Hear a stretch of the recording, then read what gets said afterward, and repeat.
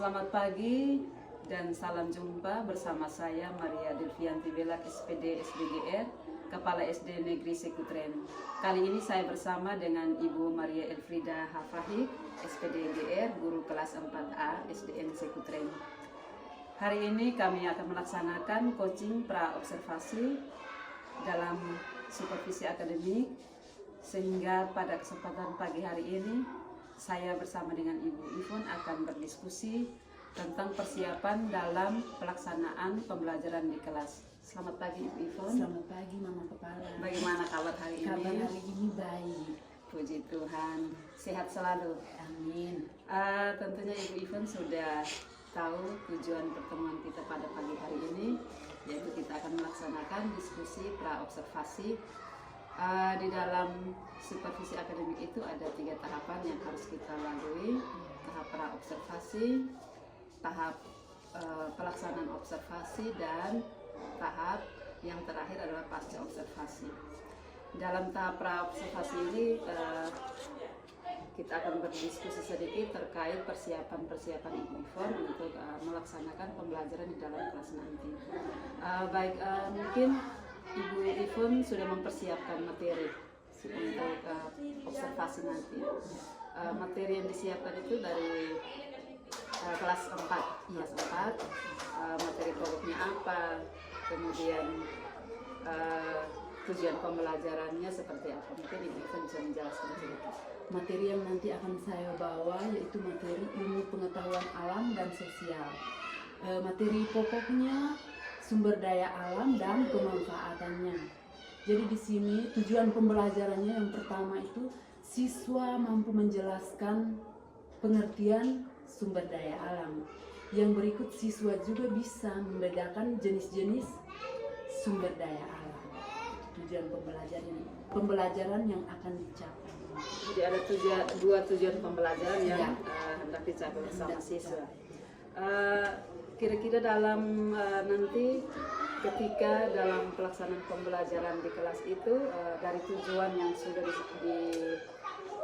ingin dicapai bersama siswa, pastinya ada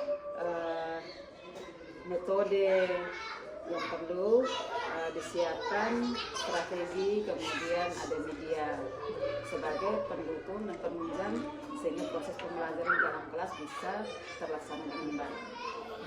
Jadi untuk metode yang saya gunakan itu ada metode ceramah, tanya jawab, diskusi, dan presentasi di situ. Kemudian untuk strategi yang saya gunakan yaitu strategi project based learning atau pembelajaran berbasis masalah. PBL, pembelajaran berbasis masalah. Kira-kira dari 2 tujuan pembelajaran tadi, area pengembangan bagian mana yang ingin dikembangkan? Apakah dari segi akademik atau keterampilan sosial? Itu yang mau dikembangkan itu yang dikembangkan dari segi akademik. Dari segi akademik di situ siswa dia harus bisa membedakan kenampakan alam daratan dan perairan. Setelah dia membedakan, dia harus tahu cara menjaga dan melestarikan lingkungan. Oke, kemudian dalam mempersiapkan siswa, bagaimana caranya Ibu Ivon mengelola kelas sehingga siswa itu terlihat aktif? Nah, itu cara pengelolaan kelasnya seperti apa sehingga bisa siswa itu bisa terlihat aktif dalam mengikuti pembelajaran? Siswa itu bisa terlihat aktif karena di sini langkah-langkah yang pertama itu saya tayangkan video terlebih dahulu. Karena di sini dari strategi saya dia berbasis masalah. Jadi pertama-tama pasti saya kasih masalah. Video dulu, tayangkan video, anggap saja itu saya kasih masalah. Setelah itu saya bertanya, kira-kira apa yang tadi sudah kalian lihat? Coba berikan sedikit pendapat untuk ibu. Setelah itu baru kami sama-sama menyimpulkan. Luar biasa sekali Bu Ivon. Mudah-mudahan dalam pelaksanaan dalam kelas nanti dapat berjalan sesuai dengan rencana apa yang sudah direncanakan. Kemudian media yang Ibu Ivon gunakan itu seperti apa? Media yang saya gunakan nanti saya tayangkan melalui PowerPoint semua, berupa gambar gunung, gambar rawa, lembah,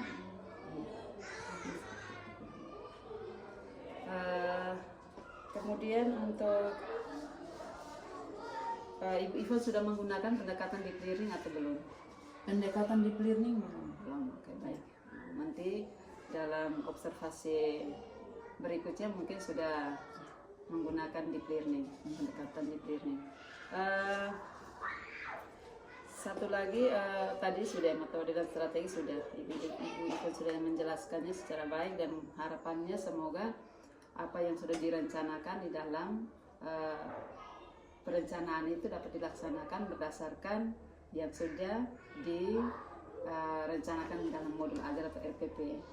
Kemudian terakhir, apa harapan Ibu Ivon setelah melaksanakan pembelajaran bersama anak-anak? Harapan saya setelah melakukan pembelajaran tentang kenampakan alam dan pemanfaatannya, semoga anak-anak kelas 4A bisa menjaga, melestarikan lingkungan yang ada di sekitar kita, supaya tidak terjadi kerusakan dan tidak terjadi banjir juga. Kalau untuk sungai dia harus kelola dengan baik-baik. Baik, luar biasa sekali ya. Artinya itu sudah membawa siswa ke penerapan di dalam lingkungan kehidupan sehari-hari.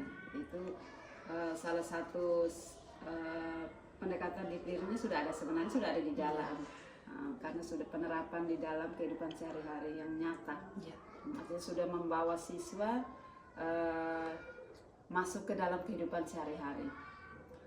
Baik, Ibu Ivon, terima kasih atas waktunya. Mudah-mudahan nanti dapat berjalan dengan baik dan sukses untuk pelaksanaan observasinya. Selamat pagi. Selamat pagi, Pak. Terima kasih.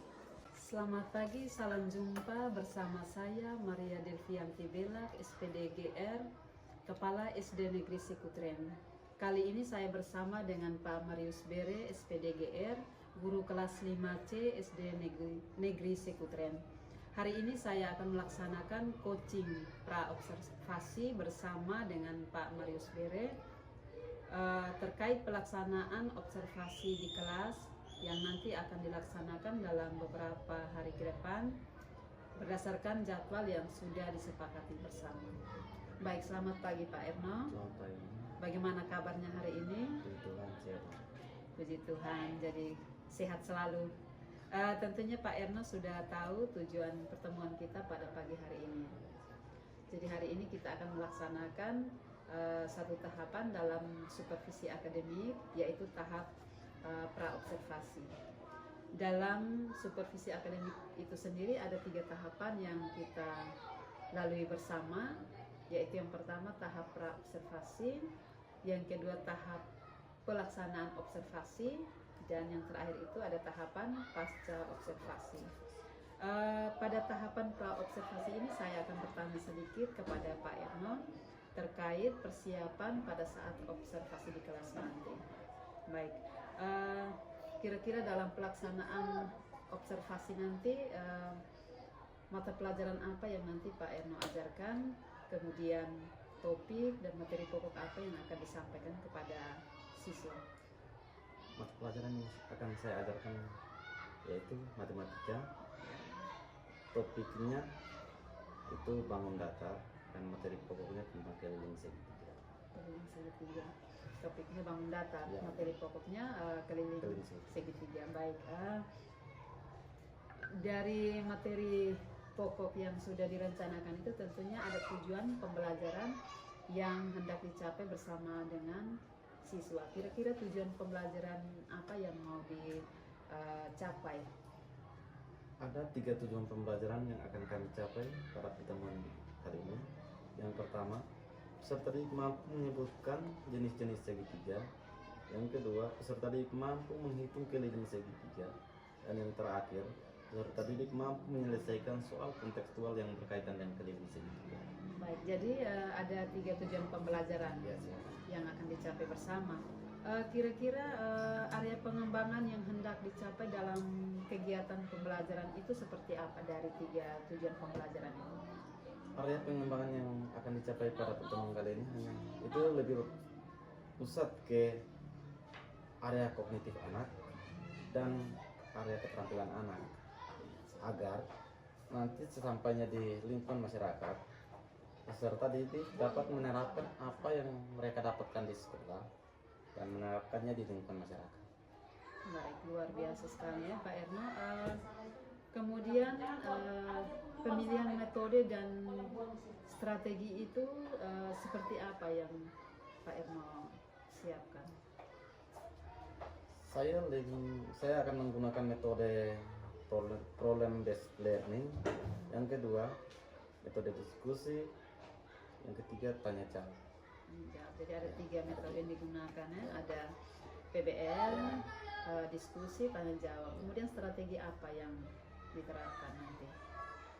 Strateginya saya lebih fokus membuat peserta didik merasa menarik ya dalam mengikuti pembelajaran yang akan saya bawakan, dan peserta didik merasa tertantang dengan materi yang saya ajarkan. Kemudian dalam pembelajaran nanti, dalam pelaksanaan nanti tentunya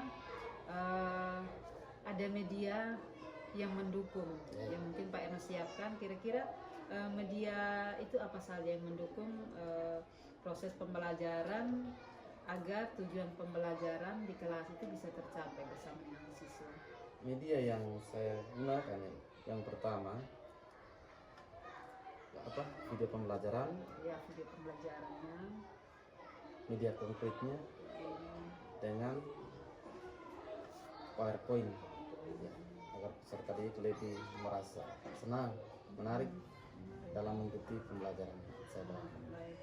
Mungkin dari selain media yang itu mungkin ditambahkan LKPD-nya, ya perlu disiapkan LKPD-nya. Baik, yang terakhir dari saya, apa harapan Pak Erno dari proses pembelajaran tentang materi pokok tadi, namanya keliling segitiga? Apa yang Pak Erno harapkan dari kegiatan pembelajaran ini? Yang saya harapkan peserta didik saya setelah mengikuti pelajaran yang saya bawakan, saya ajarkan, mereka dapat menerapkan di lingkungan mereka masing-masing. Baik, luar biasa sekali Pak Erno. Terima kasih atas waktunya. Mudah-mudahan dalam pelaksanaan nanti dapat berjalan dengan lancar. Selamat pagi, salam jumpa bersama saya Maria Delvianti Belak SPD GR, Kepala SD Negeri Sekutren. Kali ini saya bersama dengan Ibu Yasinta Gondaliva Ferik SPD GR, guru kelas 6A SD Negeri Sekutren. Hari ini saya akan melaksanakan coaching pra-observasi bersama dengan Ibu Yasinta terkait pelaksanaan observasi kelas yang nanti akan dilaksanakan dalam beberapa hari ke depan berdasarkan jadwal yang sudah disepakati. Baik, selamat pagi Ibu Yasinta. Selamat pagi Ibu Kepala. Bagaimana kabarnya hari ini? Puji Tuhan baik. Amin. Jadi kabar baik ya, berarti kita harus bersyukur kepada Tuhan. Tentunya Ibu Sin sudah tahu tujuan pertemuan kita pada pagi hari ini. Jadi hari ini kita akan melaksanakan satu tahapan dalam supervisi akademik, yaitu tahap praobservasi. Dalam supervisi akademik itu sendiri ada 3 tahapan yang akan kita lalui bersama: tahap praobservasi, tahap pelaksanaan observasi, dan tahap pasca observasi. Pada tahapan praobservasi ini saya akan bertanya sedikit kepada Ibu Sinta terkait persiapan pelaksanaan observasi di kelas nanti berdasarkan rencana yang sudah disusun dalam RPP tadi. Baik, kira-kira dalam pelaksanaan nanti Ibu Sinta mengajar mata pelajaran apa? Mata pelajaran matematika. Topik atau topik kubus dan balok. ya? Materi pokoknya letak koordinat atau lokasi. Iya, jadi materi pokoknya tentang kubus dan balok. tidak topiknya, Topiknya kubus dan balok. ya, kubus dan Materi balok. pokoknya letak koordinat pada peta. Oh ya baik ya. Tentunya ada tujuan pembelajaran yang harus dicapai bersama anak-anak. Kira-kira tujuan pembelajaran itu apa saja? Ada 2 tujuan pembelajaran, yaitu pertama, siswa dapat menentukan lokasi pada sistem koordinat pada peta. Yang kedua, siswa dapat menentukan jalur dan jarak antara 2 titik pada peta. Terima kasih. Baik, jadi ada 2 tujuan pembelajaran. Jadi Ya. dari 2 tujuan pembelajaran itu harus benar-benar dicapai bersama dengan anak-anak. Kemudian untuk area pengembangan yang mau dikembangkan itu seperti apa? Saya lebih fokus ke kognitif dan keterampilan agar siswa dapat menerapkannya di lingkungan masyarakat. Luar biasa sekali ya, Mama. Kemudian tentunya dalam perencanaan persiapan itu pasti Ibu Sinta sudah memilih metode strategi yang tepat untuk bisa mencapai tujuan pembelajaran. Kira-kira metodenya, strateginya seperti apa?